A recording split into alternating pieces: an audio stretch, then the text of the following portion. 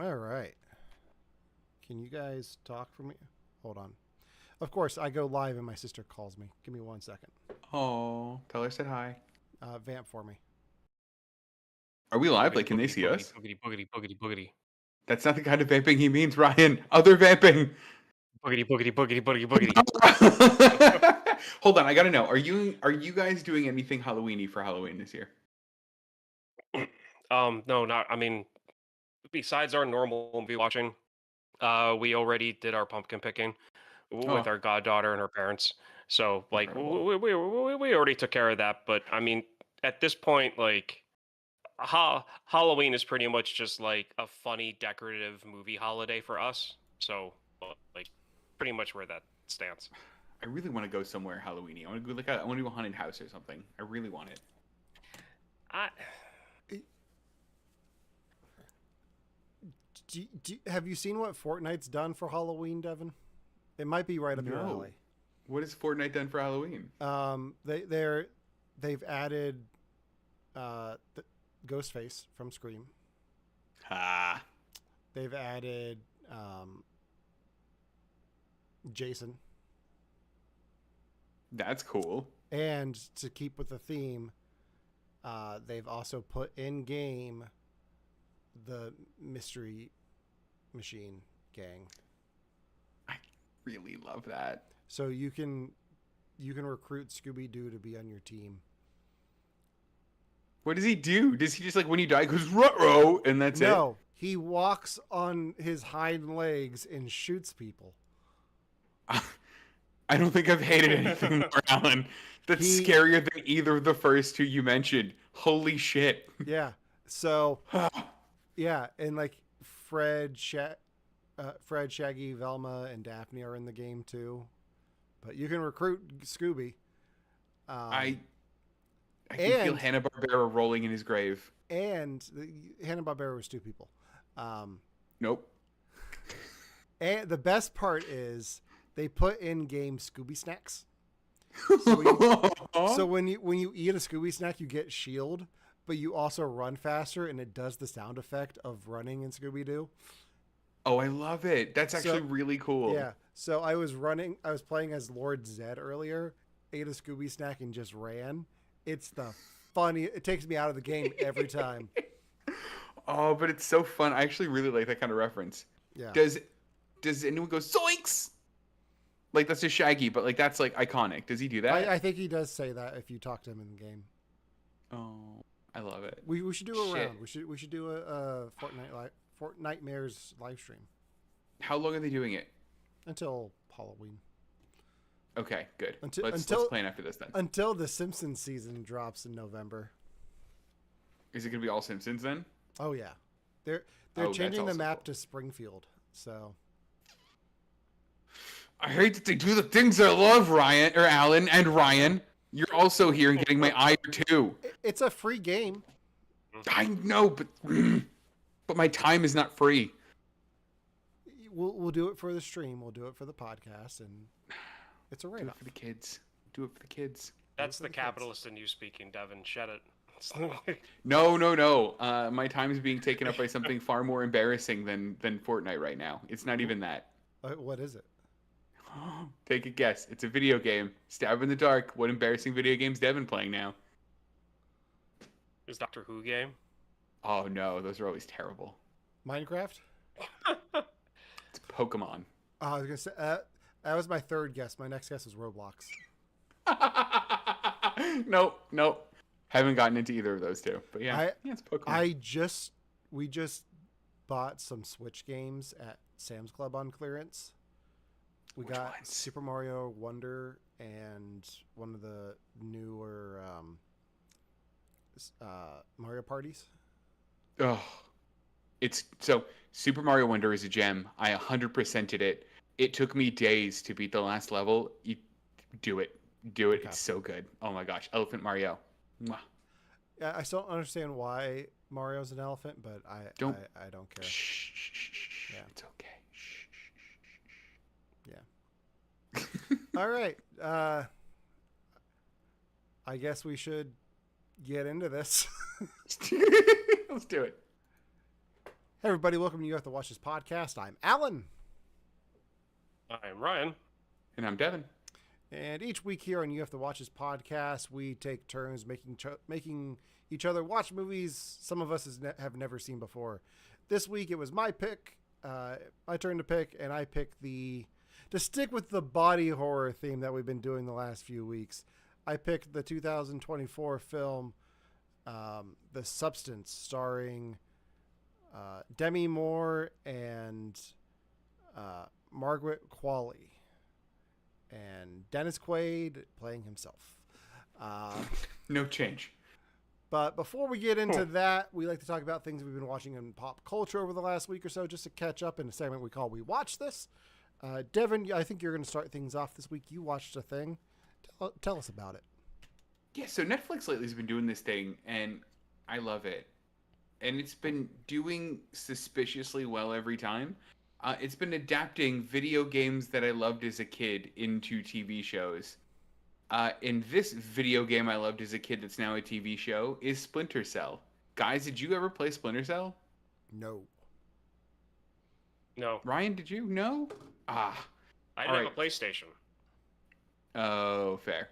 So, Splinter I Cell had a was Sega Dreamcast, which was better.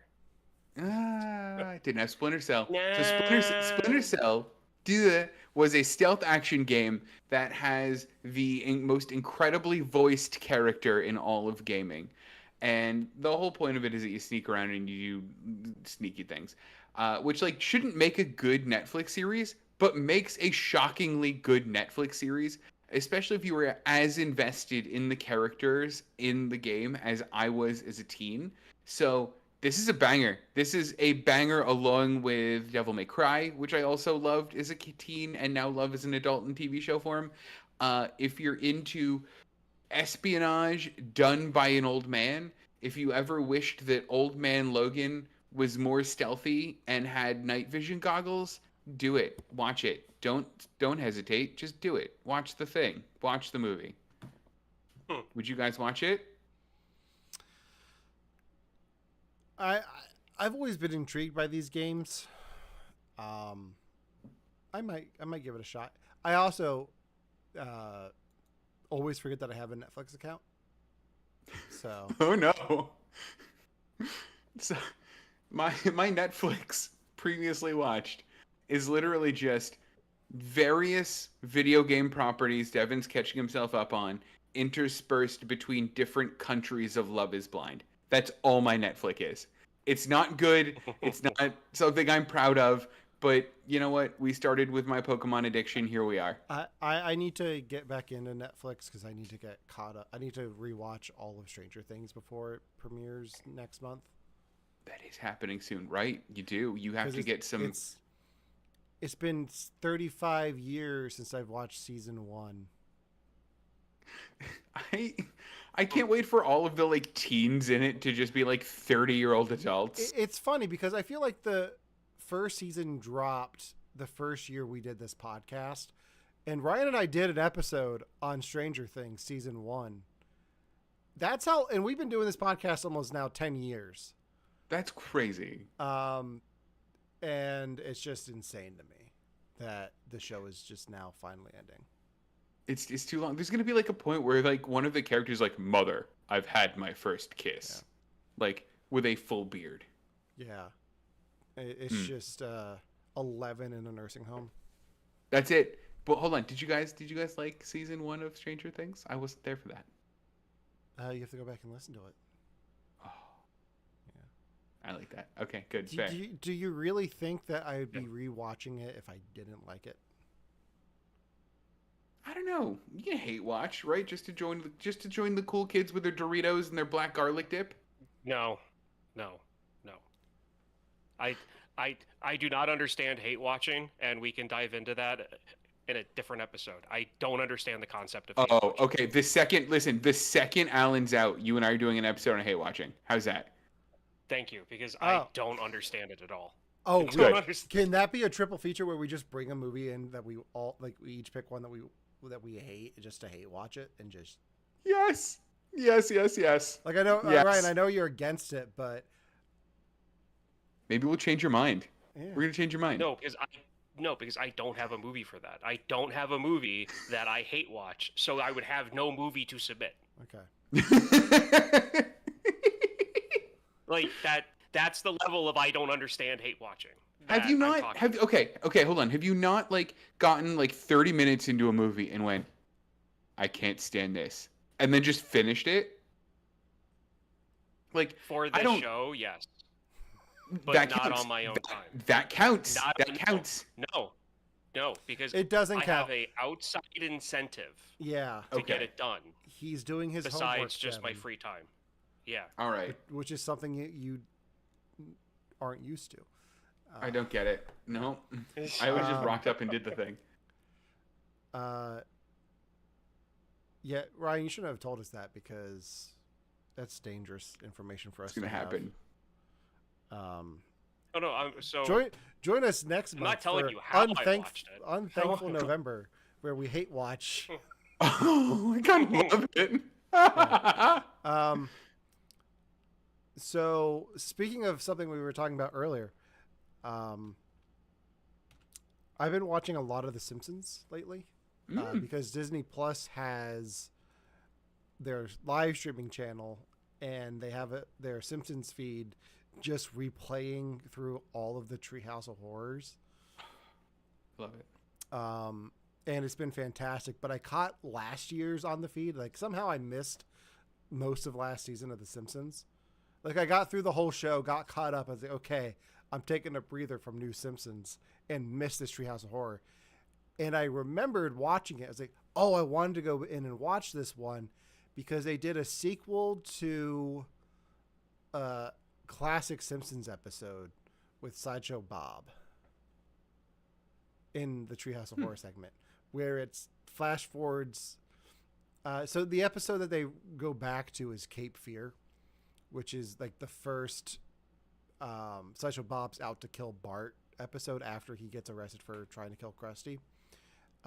In the Treehouse of Horror segment, Sideshow Bob kills Bart, and then it flash forwards 30 years later, and Lisa is like this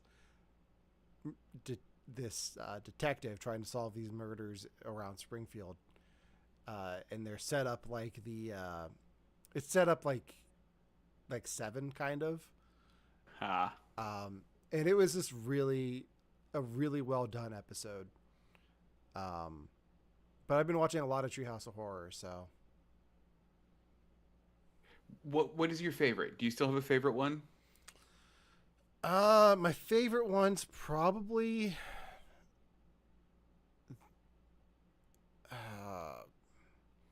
the one with Bart and his evil twin is probably my favorite, where you find out Bart is the evil twin at the end. Spoilers. The Shining is a classic. Yes. Well, you want to get sued?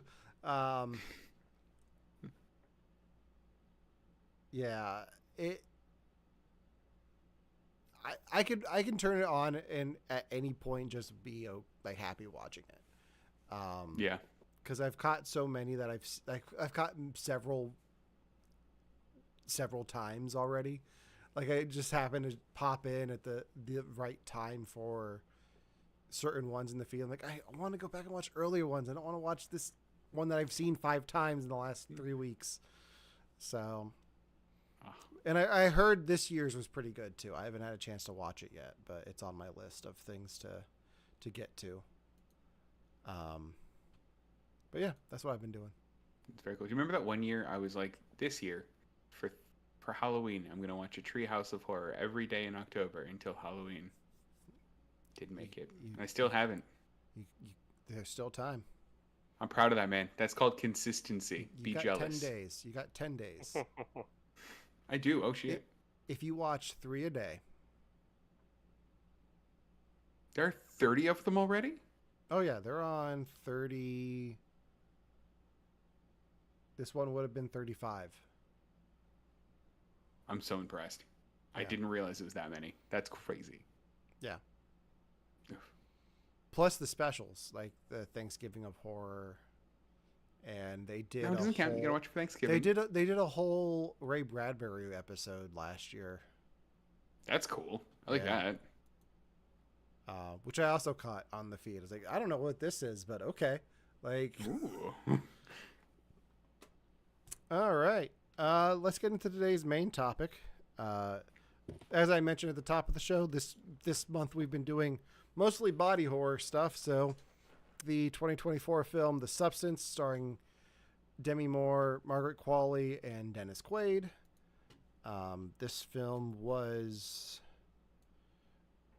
a big awards contender during award season with 142 wins and 287 nominations total. It was up for several Oscars. It won the Oscar for what did it win? Why doesn't it say what it won? Oh yeah, no, it won for Best Achievement in Makeup and Hairstyling, which we'll get into later. But this is a film that I watched during award season because of all the buzz. It was nominated for Best Picture, and I think this was the only Best Picture from this year that I actually got a chance to see. It was nominated for Achievement in Directing, Best Performance by an Actress in a Leading Role, and Best Screenplay. So yeah, I watched this during award season when it was available to rent on my at home. Didn't see this in the theaters, but I work with film students. I know a few of them went to see this when it was in theaters, and I started hearing buzz about it early. I was like, okay, that sounds interesting. I remember when I first saw the poster for this.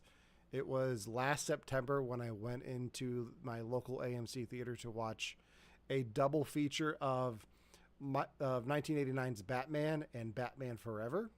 I was like, I don't know what The Substance is, but hey, Demi Moore got work. Good for her. Like, I haven't seen her name on a poster in a long time. So that like, I don't know why that's burned in my mind. I remember seeing that poster when I went in. But yeah, that's my history with the film. What is your guys' history with The Substance, if any?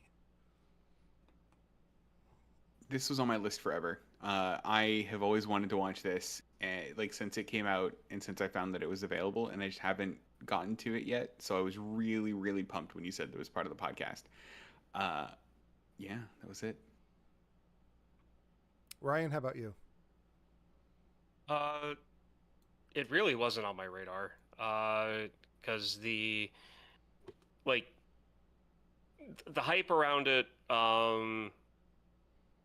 that wasn't the turn off on it. I'm happy to see, kind of like you, Alan. Like, I was like, oh, cool, she's in something. Like, she's, a major motion picture. It's getting a lot of, like, media around it. It's, it's successful. That's great. It always kind of reminded me in the advertising about the movie The Stuff, which came out in like the mid 80s, which was kind of like a creature feature, like horror movie. I drew parallels from that movie to like the advertising for this. So I was like, I don't need to see a horror movie about consumption. And just kind of like didn't really think of it about it any further than that. That's my history with it. Okay. So if you're unfamiliar with The Substance, the description here on IMDb is: a fading celebrity takes a black market drug, a cell replicating substance that helps her create a younger, better version of herself. So Demi Moore plays Elizabeth Sparkle, who is doing these workout videos, this workout show, and the Hollywood executive in charge of her show, named Harvey, of all I didn't names, realize that. wants to go younger, and it's like she overhears him talk, like bad mouthing her, like talking about how old she is and how they need somebody younger to keep viewers, and it sends her on this spiral to want to be younger.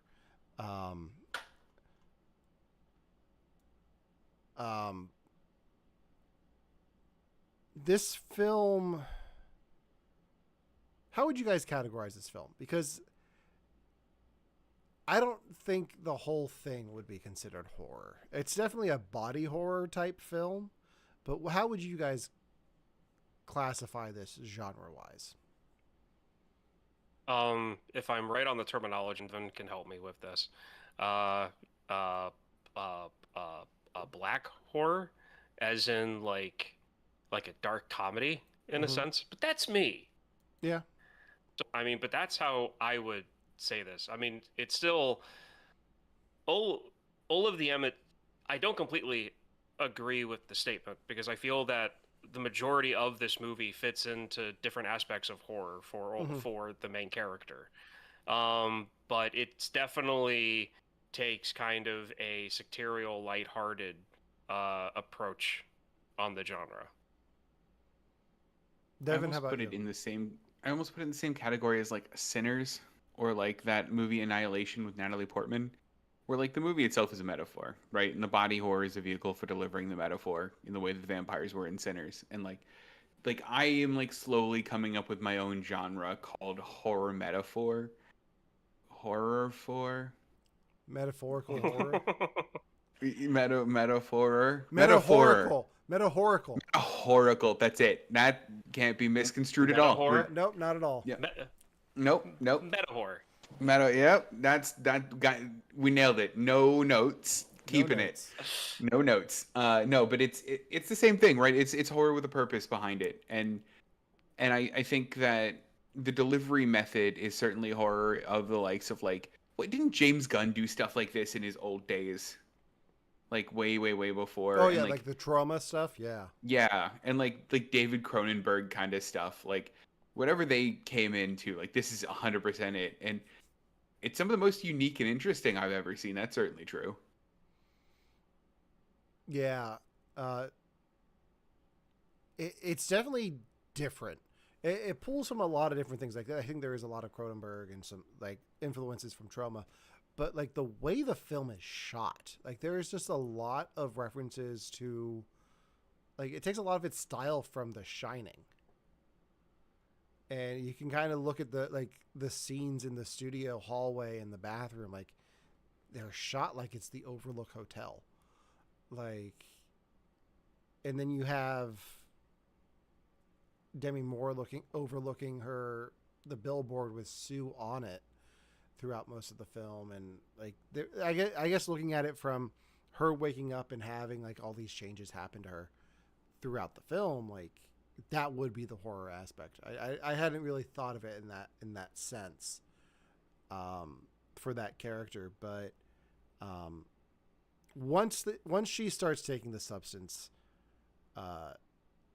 Margaret Qualley's character or form grows out of Demi Moore, and they are the whole thing is the people who give her the substance say the two are you're still one, like you have to respect the balance. And right from the get, like they start off pretty well balanced, but it quickly shifts. Now the film, the people behind the substance present it as the two are one. I have a hard time seeing that because where do you guys think the two are actually one, or do you think that at a certain point it breaks off completely? I had a hard time with this. I really did. Almost the whole, and you know, it almost took me completely out of the movie until one scene. At one point, I was like, "That's what they're doing. Get it? I'm okay with this now." Because I was like, "Well, is it her? If it's her, she has to know that it's also her." It reminds me of what I used to do when I was in college. Is I would turn into drunk Devin when I would get drunk, and drunk Devin didn't really care too much about normal Devin the next day. And drunk Devin would just kind of do what he wanted. And if what drunk Devin wanted was to spend a little too much on something that he probably shouldn't afford to buy, that's just what drunk Devin would do. And then sober Devin would wake up and go, "Oh no, I did buy that thing I wanted, but now I'm broke. Or like, oh, I did text that person and now like it felt exactly like that. Or like, oh, I did walk a mile down the street in Shippensburg, go into the Sheets, order an entire pizza, roll it in half and eat the entire pizza and then walk back. Like that wasn't a sober Devin, but it felt like that, right? Where like I was still me, right? And I wouldn't have done it had like there wasn't some inkling in me that's like you need to eat a whole pizza right now. But like it's also not me. That's the best way. Like I think that puts it into a lot more perspective for me. Thank you, Dan. Yeah. Ryan, how did you handle the two as well? I'm still trying to handle it. So, Devin, Okay. I need to know the scene that got you to be like, okay, I get it now. Yeah, I need to know that scene. Do you know what it was? It was the scene when Demi Moore, as the older version of her, just cooked and ate a lot of food. Like she like got that French cookbook and like cooked all of this like foie gras and like blood sausages and all that stuff. And like you like wait like the Margaret Qualley's Sue wakes up to all of this food everywhere. And it took me a minute because I was like, what does food do to her? Like to her younger self? Like what is that? How is that actually affecting her aside from like I gotta clean something up after I become young and attractive or young and different attractive? And it's like, well, it didn't do much, but it had that same effect that I've had where I've woken up from a hangover and have gone, what? How did I eat a whole pizza? Or like, what do you mean I ate a whole rotisserie chicken, 3 eggs, and a steak last night, and now I have to clean it all up everywhere? Like, it was that made me realize, like, okay, it's not actually doing anything to it. It's just dealing with yourself in an altered state. Okay. And her state altered depending on the thing, but it's all still her. Okay. So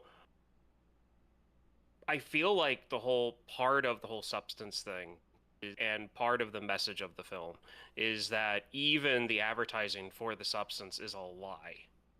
So this whole narrative is done on the like perception of like you want to be younger, you want to be more attractive, so like we're giving you that opportunity. You do this, you will have a better version of yourself, a younger version of yourself, and you know like that's your like you can go through life that way. And then there's all these stipulations about like, look, it's only going to be for 7 days, then you go back to then you have to be old again. Like you have to remember that there's a balance, like, you know, that like both of you are one person. But the part that I was like, okay, then it doesn't make any sense, because why are they surprised at the condition of the apartment when they wake back up? And it's like they don't really have memories of what the other one did when they woke up. And it's like, yeah, the other one might be a clone or like a genetic, like, you know, like a, you know, kind of like a genetic offshoot. But Demi Moore's consciousness is not walking around in the like 22-year-old's body, like having a go of it. Like she's literally just being used for her quote unquote younger self. So I feel like even that in this movie is part of the whole like narrative of like the extent that people will go to, especially the pressure that's put on women in the entertainment industry. Mm-hmm. So that's where, when it comes to like that aspect of this movie, was like, okay, even the advertising's lying, because that's what like makeup commercials do. Mm-hmm.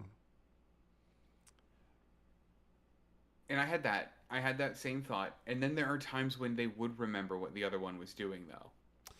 Like, yeah, so it's a blurry line. Like you don't know really which is true. Like because the film kind of plays with both. Like they don't know what's going on, but then other times they do.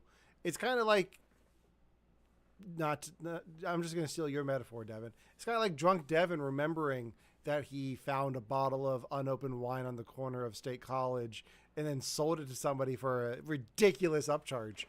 the next day. Like, you remember that hat? Like, you were like, I think I did this. Like, okay, that's weird, but okay. Moving I on. have a lot of money now. Yeah. And I'm going to go see Ted. Yeah. But also, like, when you have the two bodies, like, it, like, is the substance transferring over the soul? Like, if the soul is a concept that we're gonna like, just like, if Elizabeth Sparkle is going into Sue's body, like, is it? I wonder if it starts off as Elizabeth Sparkle is in this body, and then as they keep going back and forth, a little bit less is going in and a little bit more is staying, and like it's diluting itself each time. And then when you have Sue start to abuse it, like, that really corrupts the whole thing. So Elizabeth is losing a lot more of the control, like, of what is happening to that body. And that's partly why I said about, like, as far as I'm concerned, almost from the get-go, these are two separate people. Yeah. And you can even take the narrative of just consciousness and, like, the memory, because your experiences determine your personality and determine the choices you make. And Sue's experiences are a whole lot different than Elizabeth's. And so that can also play into this as well, as to why, things went off the rails so quickly. Like, Sue had Elizabeth's ambition, none of the experience to develop the wisdom and how to handle it. And that's how she goes off the rails. So, I mean, that's how I was looking at this. I like that. That's an angle I hadn't thought about, and I think both. I mean, now that I think about it, I think both are valid, right? I think the movie lends itself to both interpretations. Like, I know that, like, while my experiences lead me to the choices that I make, I also do sometimes feel like I am two different people, and not in like a psychopathic way, but like, like, I will at sometimes be like, I am going to be doing great and making healthy options, and I'm going to be doing these things. And then there's times where I'm like, yeah, pizza and cookies and junk food, blah, this is a good Devin. And then the next day I'll be like, why was I like that? And like, I think part of that was like what really resonated with me was that difference where, like, after you've done the angry thing, after you've done the gluttonous thing, after you've done the, like, this feels really good in the moment thing, you do have that moment of like, why was I like this? And for me, I have no one but me to blame. But for them, they have this other entity that they could start to pin these other behaviors on. And I thought that was super interesting. Yeah. This is a deep text, Alan. Why are you doing this to us? Do you want to get into the goriness of it all? Yeah. So the birthing sequence took 15 days to shoot. What? Yeah. Stop motion?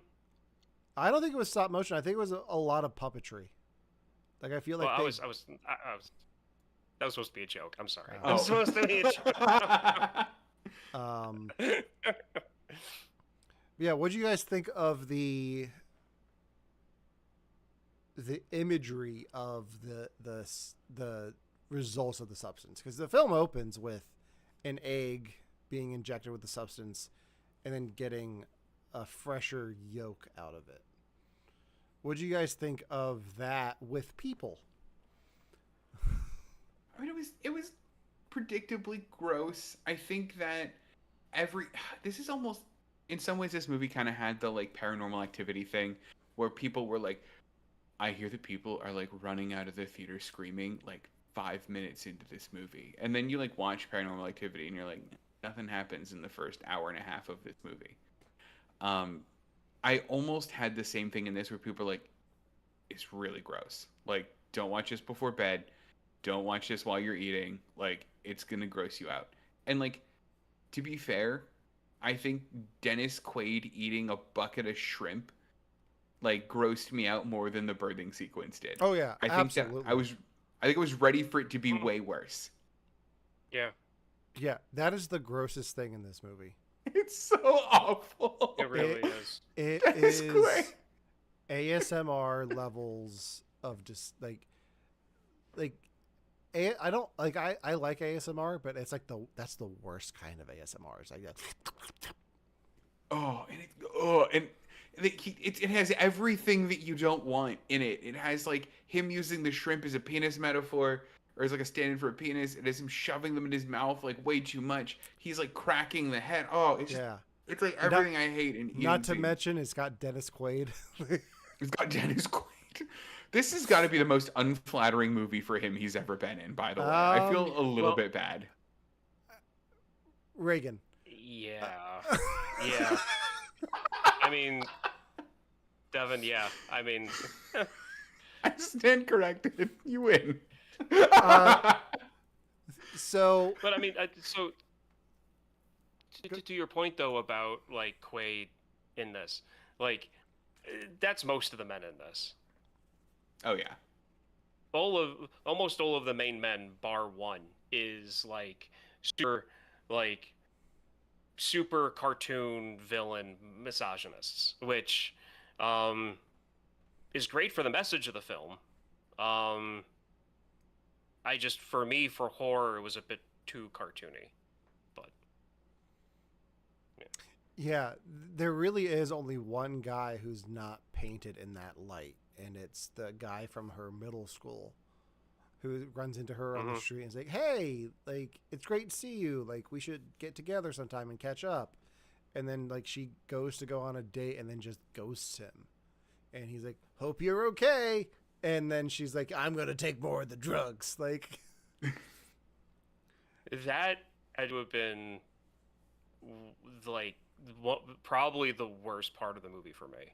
yeah. Like the most heartbreaking, because like it shows her going to get ready on this date, that she was going to force herself not to just let her younger self live, live the life that she wanted. She was going to also live her life at the same time, and every single time she caught a glimpse of herself, she's like, "Oh no, this can be oh no, this could be better." Like Yeah. I can't think of a better description that's more horrifying, that well, not a better description, but like an example of what someone with certain mental illnesses go through when like they can't help themselves and it's compulsive. Yeah. And like it ruined the date that she was looking forward to. Like it was heartbreaking. I think one of the things that the substance is a stand-in for is addiction, and I think in her case she's addicted to that high that she felt as a young starlet, and when she got the star on the Walk of Fame, and like early in her career when everyone loved her, because the thing that like brings her back from wanting to terminate Sue in the end is seeing the card that says they're going to love you. Like she's looking for that love in the wrong places. Like she's looking for it from an audience that hasn't given it to her in years. And when she rejects the prospect of love from this other guy for the possibility of getting that love in a different way through Sue. Yeah, I mean that's exactly how it, and you know what? It was also Speaking of maternal stuff, let's make this weird for a minute. Oh no! So Margaret Qualley plays Sue. Do either of you know who Margaret Qualley's mother is? She's a well-known actress. No. Lisa Qualley. No. Andy McDowell. I see it. Now that you say it, I see it. Yep. From Groundhog's Day. Yep. They've got the face. They've got the family face. That's really interesting. So, at one point, Andy McDowell dated Dennis Quaid, Oh. and then they co-starred together in Footloose as well. But yeah, so you get to see a lot of Margaret Qualley in this.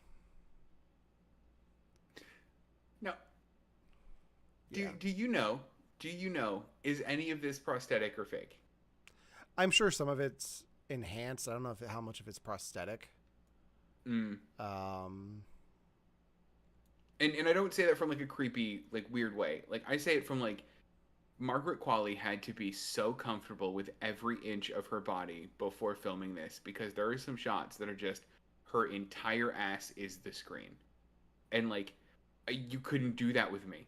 Like like the whole time I'm just putting myself in her shoes like I don't want my ass on a big screen like that. Yeah. I don't want an entire like it just good for her. Like being that comfortable with all of that. I'm very impressed. yeah, I'm not sure. They I were. didn't. They were? I just looked it up. I just What looked were- it up. They were. What were they? The nude scenes were real. That's Wow. pretty much what I'm reading. It really, I mean, and to be fair, all of the nude scenes and all of the close-ups just drive home the point of the movie. Yeah. About, vulnerability and, every inch of you and the imperfections and Yeah, and like to balance that, I think I the Demi Moore stuff is the nude scenes are real too. Like, and I think they both go in knowing the point of this movie and what it's saying, and I think that it's an artistic choice that I think was a strong one. yeah. Yeah, But I liked the point of it. Like I like that it's not just like nudity for the sake of it. I like that there was actually like a reason for it. and also, like, if you were to look at, like, go in to watch this movie, like, not to say that any of us did, but if you were to go in and watch this movie for the nudity, it kind of makes you feel guilty for it. Like it It kind super of does. like it gives you a reflection of this is what you look like, dude. Like, Yeah. I mean that neighbor guy, dude it's the across neighbor. hall. The guy Yeah. across the hall. Yeah. This is you being a creep to this movie. Like don't be like this. Yeah. Yeah, and there was also a lot of parallels. I felt that there were a lot of scenes that looked like from other movies, and I feel like that was done purposely. Case in point, I would not be surprised if the Pump It Up segments with Sue were a deliberate shot at some of the old Benny Benassi music videos. Yeah. Yeah. Solid reference, by the way. But speaking of references, like the one that I kept coming back to was the poster or was the billboard of her, right? The billboard wasn't there in the shot. The billboard was there when Sue showed up.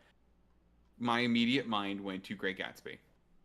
These are the eyes of Dr. Eckelberg, but in this case it's Sue. But like functionally almost exactly the same thing. Well, because I mean, you had the poster of Elizabeth from, I guess, when she was supposed to be like at her height, like in her condo, and she like throws. I forget what she throws, but she takes her own eye out.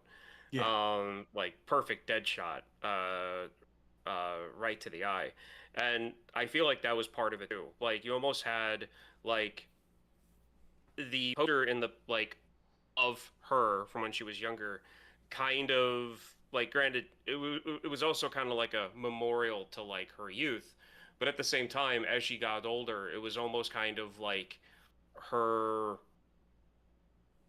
like who she's turned into as she got older, and it's like okay fine, I'm done, I'm I'm throwing who I am away so I can keep on getting what I want. And that kind of goes into the whole addiction thing of like what people give up when when they get into that mess. Can I ask a weird question? Yes. Was was the trailer that Demi Moore's character saw for The Substance, was that enough to convince you guys to take The Substance? I 'Cause would've it thrown wasn't. that thing away. I've thrown that thing away. It wasn't enough for me. Like I watched it. I'm like, this explained nothing. I don't know what's gonna happen. I don't want this. It reminded me a lot of Devin. You remember that time we went to that festival in State College, and were shown Oh yeah. the animal abuse trailer by vegans to try to get you to stop eating meat? I still got $1 from it. Yeah, That's why I did it. yeah. And then you stopped eating meat not long after that. Yeah, maybe the things were related. Let's not talk about it. Ugh, 2 and 2. Yeah. But it did remind me of that. It was very much like cut, and I don't know. The way it's cut together and like the voice is like very. Yeah, It's very much I think how they marketed the film as well. Like, that's cool. That's very cool. but Ryan, how is this in the pantheon of horror for you? Where does this sit now? Like, I don't know if I have a sense of like whether you loved this movie or like you just tolerate. So,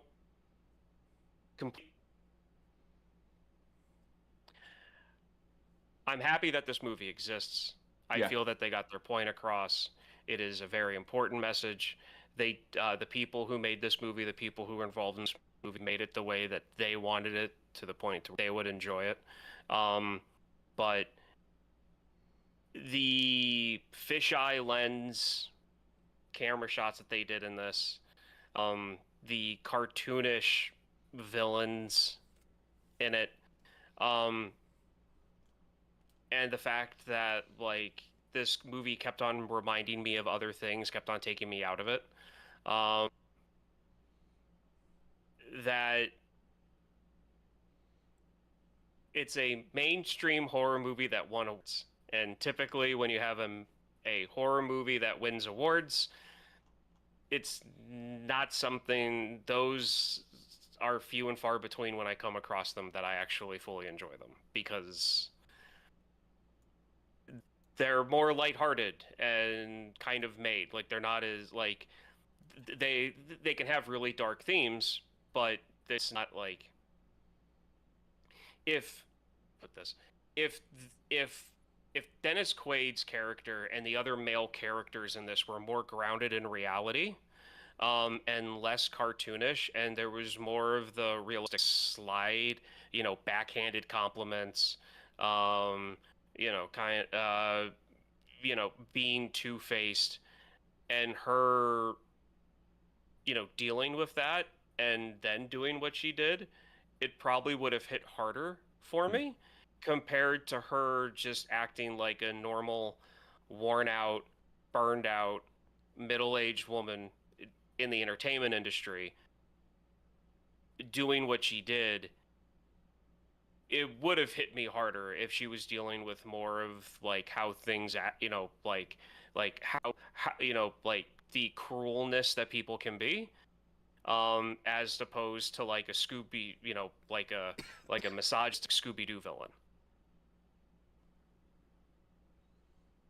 And it's one of those things I really wonder, like I've never been in a situation, and I never probably will be, like that she's in. I wonder how much of that is real and how much of that isn't. And there's also that too. It's just like the scene that I feel that was that felt really like where I'm just like, oh my God, like I can see someone actually making that statement, was when they were doing the auditions and the guys make the comment about the one woman's face. Like that, I've heard comments like that in real life. Yeah. It's just the way that like Dennis Quaid's character was, and was just like the cartooniness was kind of set up with it, and then that just kind of made everything else that didn't have to directly do with what this movie was trying to put forth felt more like a horror comedy to me. Sure. There are a few things I loved though about this. I loved the 80s retro feel of everything. Mm-hmm.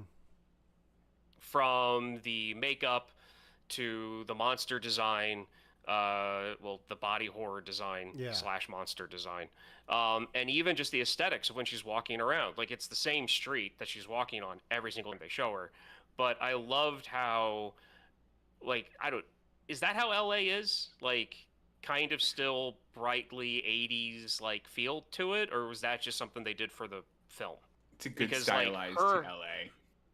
Yeah, because like one of the things I did like about the character design for her and Sue was that her youth and her popularity peaked in the 80s and early 90s. Like, clearly with how old she is, that's that era where she like was like the most popular.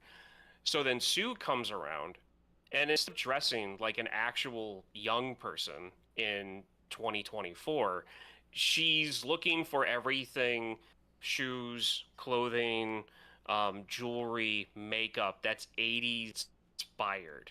So like she's wearing stuff that's in fashion, but it's all 80s retro stuff. Right. That fashion. I really liked that because I can guarantee you that, one, I would never do anything like this, but if I did, my younger self, when I'm 50, would be into the whole Y2K fashion thing because that's what I know. That's what I'm familiar with. Yeah. And so that's what I would do. So I like that aspect of it. There was this, yeah. Going off of that, like, you look at the apartment that she has, like that whole thing, like, it's very stylized. It's very 80s. And it screams I absolutely loved it. I had millions of dollars in the 80s, so I bought this condo then, and I haven't moved since. Yeah. Because rent control. And even if she did. Yeah. Yeah. And even if she did buy new stuff after, it was all still stylized to fit the initial like feel that she had, like the bare metal shelving that was kind of like the carpeted base, the very like low seated sofa. The only things that were modern was the hallway to the bathroom and the kitchen. Other than that, it was all straight up 80s. Yeah. Except for that bathroom, I wrote something down about the bathroom. Like the bathroom from Saw. Yeah, the flashing lights and the white bathroom is giving me the end of 2001: Space Odyssey vibes. Oh, interesting. I like that. Yeah, especially when connection I made. Like the lights of them. Yeah, sorry. And with her like laying on the floor in almost the fetal position, like the baby. Right. And you got those like trippy things. That was cool. Yeah. And then you got like the flashing lights that they see whenever they switch, like supposedly switch between like the whole psychedelic thing that they did at the end of Space Odyssey, where it's supposed to be you like, you know, going through the universe. But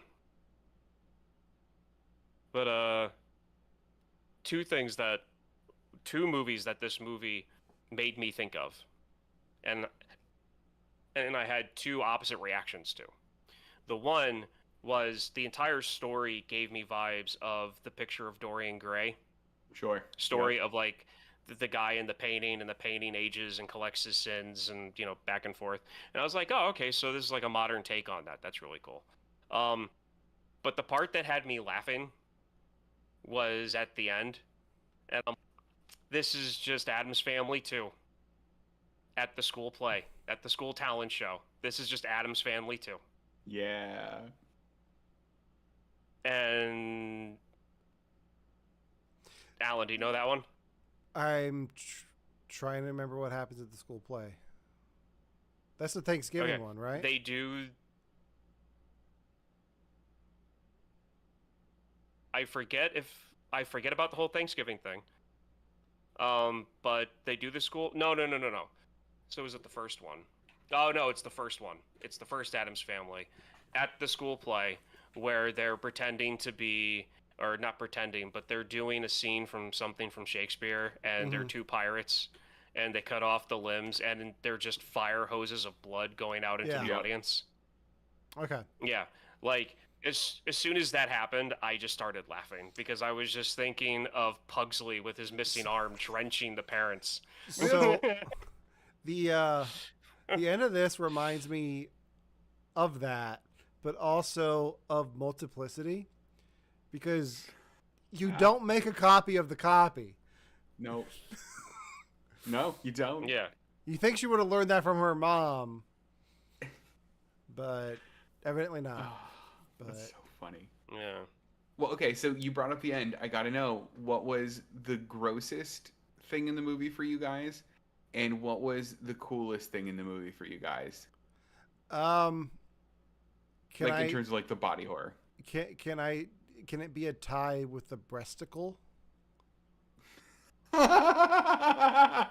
Yeah, it can. Because like in this conversation I had the realization, like, part of what those guys in the audition are talking about happens in that scene when that Yep. breasticle falls out of its mouth. I Yep. say it because Yep. at that point, IMDb refers to the monster at the end at, let me find the name, Monstro Elizasu. Yep. Like, Yep. Yeah. so when that breasticle falls out with, like, yeah, that was. I learned something about me in this is I didn't know that I had a teeth thing, but man, when she's sitting there, she's going and yanking teeth out. Nope, Devin didn't like that. And the coolest thing was the face on the back with the arm reaching out. Guys, what a cool, inspired piece of monster design. Just like Yeah. this face that's fused in a permanent scream because it can't close its mouth because of how the face formed. That's incredible. Well done. Damn, that was cool. That's what won it the Oscar. Yeah, probably. Ryan, did you have any of that? I'm trying to go through all the parts.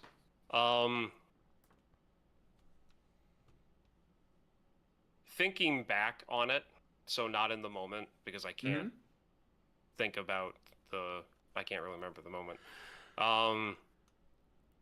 Looking back, I would say the scariest of the part of the movie to me is honestly nothing that had to do with any of the makeup or monster design. It had to do when the technician or tech starts feeling her spine. Oh, And yeah. like, you know, like now I'm looking at the movie, you know, in 2020, you know, like, and like that is got to be like, because that you have someone at their most vulnerable, and he comes in and just plants this really weird seed, and like checks spine and is like, oh, you'd be a good candidate, and then like hands off the information, like, you know, to, you know, and that's just that whole process of like being in a medical environment, having Yeah. that situation come up. That's scariest. Coolest part I would have to say would be monster Elizasu, Elizasus Rex, trying to dress herself before she leaves her condo. Has to be. They could have done, like, if Sue's Pump It Up was a reference to the like ridiculousness of like the old Benny Benassi music videos, it would have been funny to keep it home to have her dressing herself to like Satisfaction playing in the background very quietly. That would be funny. Like, really drive that reference home. Yeah. But you said something about video games, Devin, and there was a reference in here. Now, I don't know the name of this video game. I've only seen clips on Reels, but it's one of those like monster, like horror video games. Okay. And it's what Elizabeth looks like after she's been out for 3 months, and she looks in the mirror. There is a video game that I keep on seeing of like a bunch of teenagers or in their young 20s. It's at night. They're running around a cabin, and there's this weird, fleshy, 15-foot tall, skinny monster thing that, Got you, man. like, it was just what's the name of that game? If you know what it's Luigi's called. Mansion. Do you know what? So not only is what you're referencing a game, it is also a 2025 horror movie. It's called Okay. Until Dawn. Oh, okay. So I do know the name of this. I've heard that before. I just Yep. didn't connect those visuals. But like the monster in that, and I saw her, and I'm like, huh, okay. And again, moments that are supposed to be like creepy in this movie or like off-putting, and like my brain makes a connection that completely takes out of that moment, and I'm like, oh, this is a video game monster design. Like that's exactly like that was my exact thought when her face came into the mirror. It was, I get it. I totally get that. I mean, it was cartoonish. but I mean, it was still good because like it showed like she was going to rapidly age. There were going to be Yep. changes if she was out for too long. And like, yeah. Speaking of that design, Alan, what was the scene that won this movie Best Hair Design? Was it trying to curl the single strand of hair from Monstrolizu? Was it that Absolutely. scene? That It better have been. Oscar himself has come out and said that's what did it. Need the Academy see more. That was it.